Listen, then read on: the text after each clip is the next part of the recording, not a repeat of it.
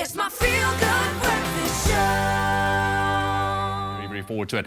But right now, we are keeping you informed about your vehicle. Now, if you have a need for speed, okay, then you'll probably know what I'm talking about when it comes to DS performance brakes. But of course, for those of you who are not quite so familiar with it, we have our Federal Mogul expert, Bertus Steyn. And Graeme, who at this stage knows pretty much everything there is to know about car brakes, dropped by the workshop to help us all get clued up. Oh, I love it. I can't believe Bertie's turned me into a complete petrol head.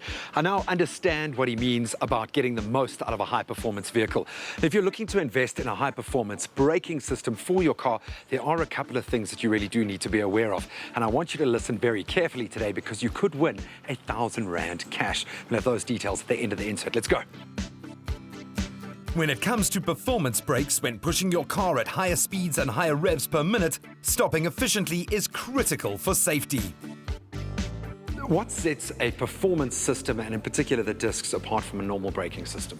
Now, the braking system is actually for more performance, getting the car stopped at a shorter, even a shorter distance compared to a standard braking system. It has to work so much harder, so the components are definitely different to a standard vehicle setup.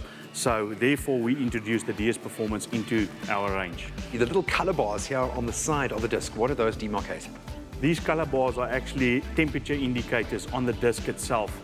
And you can actually monitor the temperature that the discs and the components are running at. So the green indicator is 300 degrees Celsius, orange 400 degrees Celsius, and red will be 500 plus degrees Celsius, temperature on the disc itself. A lot of people think the grooves are there to deglaze the pads, and it does to a certain extent, but it's there to get rid of the gases accumulating between the friction material and the contact surface of the disc itself. We talk about coefficient of friction. Now, a normal pad has got a coefficient of friction of roughly about 0.4 to 0.5. Some of the race application friction materials goes up to 0.65. The more aggressive the friction material, the higher the wear rate on the disc and pads will be. But it's worthwhile to gain that performance and braking on the vehicle. Under what circumstances, what kind of vehicle should you be fitting these performance brakes to when we get off the track? Obviously, you can fit it to normal vehicles, especially the high-performance vehicles out there on the market these days. One must remember, this is not to enhance your racing on public roads, but rather to ensure that the safety of the vehicle is so much better on the end of the day. Track vehicles function under extremely harsh conditions, and it's vital that the brakes are fitted by professionals. But one can do a bit of DIY for road-going vehicles. So can we do these ourselves? Is this a typical DIY project? Yes, of course, you can fit it yourself. Ideal for the DIY Saturday morning. It bolts onto the vehicle exactly the same as a stock disc on the vehicle itself.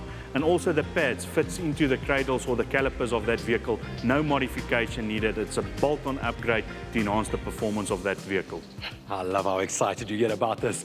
If you guys at home are as excited, maybe thinking it's time for you to spend a little bit more and get this kind of performance out of your braking system, well, Federal Mogul South Africa is giving you the chance to win R1,000 cash. You've got to go onto the Ferodo South Africa Facebook page. You've got to answer a very simple question based on today's episode, and it could be yours. And of course, T's and C's apply.